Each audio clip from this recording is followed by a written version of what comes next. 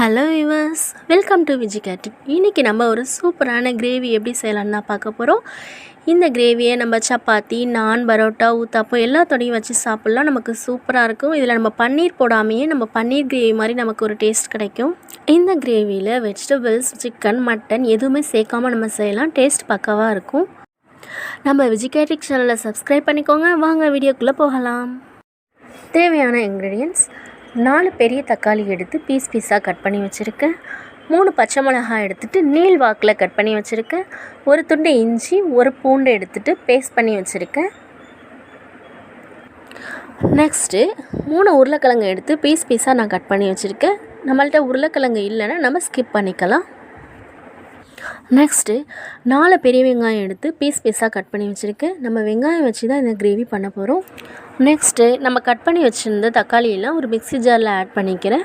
நம்ம கிரைண்ட் பேஸ்ட்டாக அரைச்சி எடுத்துகிட்டு வந்துடலாம். இந்த அளவுக்கு திக் பேஸ்ட்டாக அரைச்சிக்கலாம். ஒரு பேனில் 4 டேபிள் ஸ்பூன் ஆயில் ஆட் பண்ணி நம்ம ஹீட் பண்ணி வச்சுக்கலாம். ஆயில் சூடானதும் கிராம்பு, பிரிஞ்சி இலை, 2 ஏலக்காய் தட்டி வச்சுருக்கேன், பட்டை இதெல்லாம் நம்ம ஆயிலில் சேர்த்துக்கலாம். நெக்ஸ்ட்டு ஒரு கைப்பிடி சோம்பு சேர்த்துக்கிறேன். இப்போ நம்ம கட் பண்ணி வச்சுருந்த வெங்காய பீஸ் எல்லாத்தையும் நம்ம ஆட் பண்ணிக்கலாம். வெங்காயம் நல்லா டீப் ஃப்ரை பண்ணிக்கணும். கோல்டன் ப்ரௌன் கலர் வர வரைக்கும் வெங்காயம் நல்லா வதங்கினா தான் நமக்கு ஹோட்டல் கிரேவி டேஸ்ட்டில் நமக்கு கிடைக்கும். ஹோட்டல் கிரேவிலாம் வெங்காயம் நல்லா வதக்கி போடுவாங்க. நெக்ஸ்ட்டு நம்ம கட் பண்ணி வச்சுருந்த பச்சை மிளகாவை சேர்த்துக்கலாம். நெக்ஸ்ட்டு இஞ்சி பூண்டு பேஸ்ட் ரெடி பண்ணி வச்சுருந்தோம்ல அதை சேர்த்துக்கலாம். நம்ம வெங்காயத்தோடு சேர்த்து டீப் ஃப்ரை பண்ணிக்கலாம். இப்போ நமக்கு வெங்காயம் ஓரளவுக்கு வெந்திருக்கு. இப்போ நம்ம கட் பண்ணி வச்சுருந்த உருளைக்கிழங்கு பீஸெல்லாம் நம்ம சேர்த்துக்கலாம். வெங்காயத்தோட உருளைக்கிழங்கை நம்ம நல்லா டீப் ஃப்ரை பண்ணிக்கலாம். நம்ம நல்லா வதக்கிட்டே இருக்கும் போது சேர்த்தா உருளைக்கிழங்கு நமக்கு வெந்துடும். நெக்ஸ்ட்டு நம்ம தேவையான அளவு சால்ட் ஆட் பண்ணிக்கலாம். நம்ம வெங்காயத்தோட சால்ட் ஆட் பண்ணும்போது நமக்கு நல்லா இன்னும் வதங்கும். நம்ம நல்லா ஃப்ரை பண்ணிக்கலாம். இப்போ நமக்கு வெங்காயம் கோல்டன் ப்ரௌன் கலரில் வதங்கிடுச்சு. நெக்ஸ்ட்டு நம்ம தக்காளி விழுது சேர்த்துக்கலாம். வெங்காயத்தை விட தக்காளி விழுது நம்ம கொஞ்சமாக தான் சேர்க்கணும் இந்த கிரேவிக்கு. நல்லா ஃப்ரை பண்ணிக்கலாம் மிக்ஸ் பண்ணி விட்டு.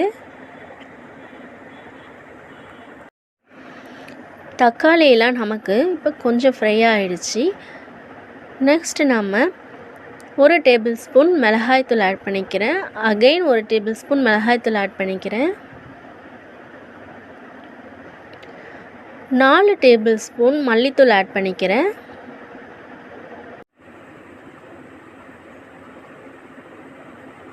நெக்ஸ்ட்டு 1/2 டேபிள் ஸ்பூன் மஞ்சத்தூள் ஆட் பண்ணிக்கிறேன். Next 1 table spoon garam masala add பண்ணிக்கிறேன். நம்ம கரண்டியை வச்சு மிக்ஸ் பண்ணி விட்டுடலாம். மசாலாலாம் அந்த பேஸ்ட்டில் நல்லா மிக்ஸ் ஆகணும். நம்ம கரண்டியை வச்சு நல்லா மிக்ஸ் பண்ணி விட்டுக்கலாம். நெக்ஸ்ட்டு ஒரு 1/2 கப் வாட்டர் ஆட் பண்ணிக்கிறேன். அகெயின் ஒரு 1/2 கப் வாட்டர் ஆட் பண்ணிக்கிறேன். நம்ம இந்த கிரேவிக்கு வாட்டர் கம்மியாக தான் சேர்க்கணும். இப்போ நம்ம தேவையான அளவு சால்ட் ஆட் பண்ணிக்கலாம். இப்போ நம்ம கரண்டியை வச்சு மிக்ஸ் பண்ணி விட்டுக்கலாம். நெக்ஸ்ட்டு ஒரு மூடி தேங்காவை துருவி எடுத்து வச்சுருக்கேன். இப்போ நம்ம கிரேவியை மூடி போட்டு வச்சுக்கலாம். ஒரு 3 மினிட்ஸ் குக் ஆகி ஒரு கொதி வரட்டும். நெக்ஸ்ட்டு ஒரு மிக்ஸி ஜாரில் தேங்காவை ஆட் பண்ணிக்கிறேன். ஒரு கைப்பிடி பொட்டுக்கல்லை ஆட் பண்ணிக்கிறேன். தேவையான அளவு பெருஞ்சீரகம் ஆட் பண்ணிக்கிறேன். நெக்ஸ்ட்டு 1/2 கப் வாட்டர் ஆட் பண்ணிக்கிறேன். இப்போ நம்ம ஒரு திக் பேஸ்ட்டாக அரைச்சி எடுத்துகிட்டு வந்துடலாம். இந்த அளவுக்கு நமக்கு திக்காக அரைச்சி வச்சுக்கணும். கிரேவி 3 மினிட்ஸ் குக் ஆகிட்டு இப்போ நம்ம ஓப்பன் பண்ணி பார்க்கலாம். நமக்கு கிரேவி கொதிச்சிட்ருக்கு. ஆயிலாம் பிரிஞ்சு வந்துட்டு ஒரு கரண்டியை வச்சு நம்ம நல்லா மிக்ஸ் பண்ணி விட்டுக்கலாம். நெக்ஸ்ட்டு நம்ம அரைச்சி வச்சுருந்த தேங்காய் விழுது சேர்த்துக்கலாம். இப்போ ஜாரில் கொஞ்சம் போல் தேங்காய் இருக்கும். அதில் நம்ம 1/4 கப் தண்ணி ஊற்றி அந்த தேங்காய் விழுதையும் சேர்த்துக்கலாம். இப்போ நம்ம ஒரு கரண்டியை வச்சு நல்லா மிக்ஸ் பண்ணி விட்டுக்கலாம். இந்த கிரேவியில் நம்ம சிக்கன், மட்டன் கூட ஆட் பண்ணிக்கலாம். வெஜிடேரியன்னா காளான், இப்போ நம்ம உருளைக்கிழங்கு சேர்த்துட்டோம் அது மாதிரி சேர்த்துக்கலாம். இப்போ இப்போ நல்லா மிக்ஸ் பண்ணி விட்டுட்டு நம்ம ஒரு மூடி போட்டு வச்சிடலாம். ஆயிலெலாம் பிரிஞ்சு வர அளவுக்கு நம்ம நல்லா வேக வச்சுக்கணும். இதில் வந்து நம்ம தண்ணி கொஞ்சமாக சேர்த்துக்கிறதுனால அப்பப்போ நம்ம திறந்து மிக்ஸ் பண்ணி விட்டுக்கணும். நம்ம பொட்டுக்கல்ல சேர்த்துருக்கிறதுனால நமக்கு அடி பிடிச்சிடும். அதனால தான் நம்ம அப்பப்போ கிண்டி விட்டுக்கணும். இப்போ பாருங்கள் ஆயிலெலாம் நல்லா பிரிஞ்சு வந்துருச்சு. ஒரு சூப்பரான கிரேவி ரெடி ஆயிடுச்சு. ஹோட்டல் ஸ்டைலில் கெட்டி சால்னா மாதிரியே இருக்குது பார்க்குறதுக்கு. இந்த கிரேவியை நான் சப்பாத்தி கூட தான் வச்சு சாப்பிட போகிறேன். ஒரு தவா வச்சுட்டு ஒரு சப்பாத்தியை சேர்த்துக்கலாம். தேவையான அளவு நம்ம ஆயில் சேர்த்துக்கலாம்.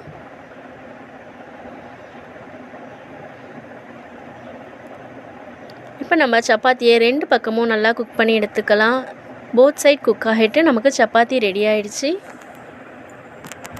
ஒரு சுவையான சூப்பரான கிரேவி நமக்கு ரெடி ஆயிடுச்சு. நம்ம கெஸ்ட்லாம் வந்தால் இந்த கிரேவியை நம்ம செஞ்சு கொடுக்கலாம். ஹோட்டல் கிரேவி மாதிரியே இருந்துச்சுன்னு கண்டிப்பாக சொல்லுவாங்க. இந்த சிம்பிளான கிரேவியை ட்ரை பண்ணி பார்த்துட்டு கமெண்ட் செக்ஷனில் உங்கள் ஃபீட்பேக்கை ஷேர் பண்ணுங்கள். மறக்காமல் விஜிகேர் சேனலை சப்ஸ்கிரைப் பண்ணுங்கள். இந்த வீடியோ பிடிச்சிருந்தால் லைக் பண்ணுங்கள். உங்கள் ஃப்ரெண்ட்ஸ் அண்ட் ஃபேமிலிக்கு ஷேர் பண்ணுங்கள். சுட சுட கிரேவியும் சப்பாத்தியும் ரெடியாக இருக்குது. வாங்க சாப்பிட்லாம். நெக்ஸ்ட் ஒரு சூப்பரான வீடியோவில் மீட் பண்ணலாம். தேங்க்ஸ் ஃபார் வாட்சிங்.